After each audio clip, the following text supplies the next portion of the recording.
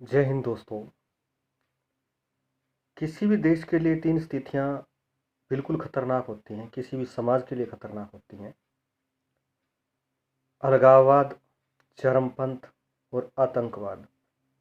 ये ऐसे नासूर हैं जो पूरे समाज या यूं कहें पूरी मानवता के लिए खंजर बने हुए हैं। इनको अलग अलग समझने का प्रयास करते हैं। अलगाववाद, जब आदमी धर्म की एक चार दीवारी में कैद हो जाता है, खुद को दूसरों से अलग समझने लगता है, हर चीज को धार्मिक चश्मे से देखने लगता है, धर्म के चश्मे से देखने लगता है, चाहे वो राजनीति हो, चाहे वो विकास हो, चाहे वो कोई भी काम क्यों ना हो, वो उस चीज को धर्म के चश्मे से देखेगा। जब वोट पड़ेंगे तो वो धर्म के चश्मे से गिनेगा कि इस धर्म के कितने वोट हैं। जब नौकरी की बात आएगी तो वो ये देखेगा कि मेरे धर्म के लोग कितने नौकरी लगे हुए हैं, और दूसरे धर्म के लोगों को टारगेट करके चलेगा। दूसरे जो धर्म के पूजा स्थल हैं उनके बारे में उसकी राय अच्छी नहीं हो सकती, दूसरे धर्म के लोगों के बारे में उसकी राय अच्छी नहीं हो सकती।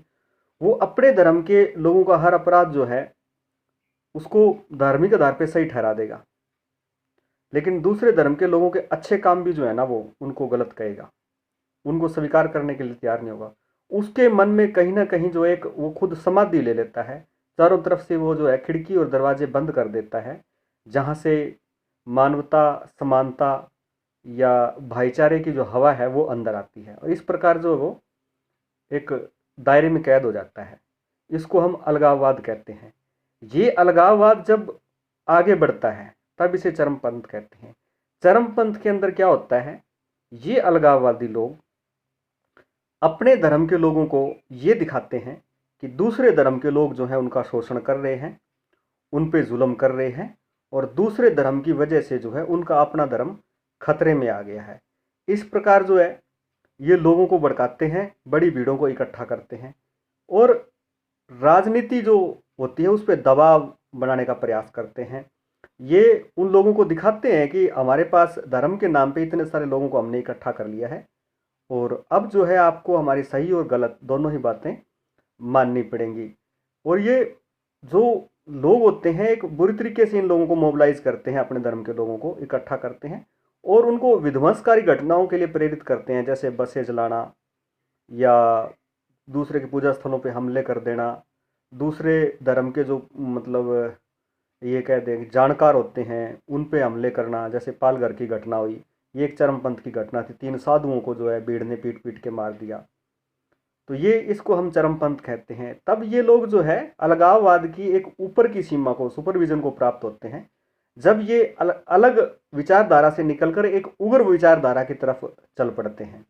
यहाँ इनका ज़्यादा से ज़्यादा फोकस जो होता है मोबिलाइजेशन पे होता है।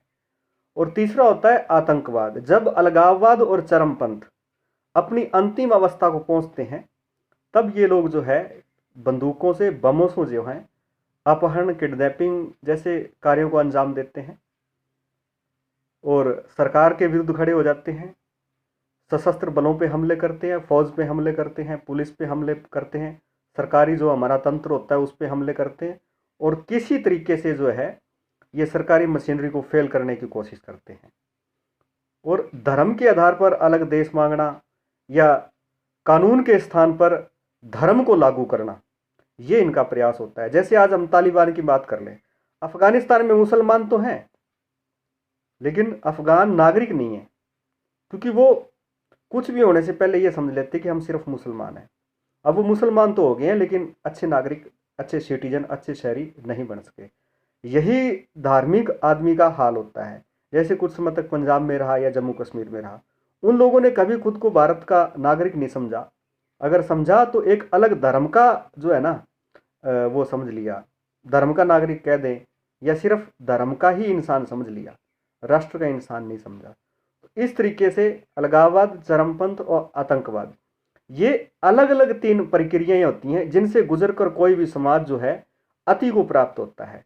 जब वो अपना नाश कर लेता है, अपनी व्यवस्था का नाश कर लेता है, अपने सिस्टम का नाश कर लेता है, और उसके पास बच जाता है तो एक ये कहूँ कि कभी ना ख़त्म होने वाला गृह युद्ध, कभी ना ख़त्म होने वाली बर्बादी और कभी ना ख़त्म होने वाला जो ये कहें कि तकलीफ़ वहाँ के लोगों को होती है, सिर्फ उनके पास यही रह जाती है। और 150 साल हो गए हैं लगभग अफ़गानिस्तान को इन आग में जलते हुए, लेकिन अभी तक वहाँ शांति नहीं आई। बड़े से बड़े देश वहाँ प्रयास कर चुके हैं किसी तरीके से इंसानियत के लिए या समानता के लिए, लेकिन कोई भी देश सफल नहीं हो सका। सब के सब जो हैं हमारे से काफ़ी ज़्यादा काबिल लोग हैं, वो लायक लोग हैं, लेकिन उसके बाद भी वो फेल हो गए हैं। तो ये 3 चीज़ें जो थी हमने अलग अलग समझने का प्रयास किया, और उम्मीद है कि आप इन तीनों ही चीज़ों को, अलगाववाद, चरमपंथ और आतंकवाद, अलग अलग करके देखेंगे और इन चीज़ों में जो है थोड़ी गहराई से विश्लेषण करने की आपकी जो क्षमता है उसको विकसित करेंगे।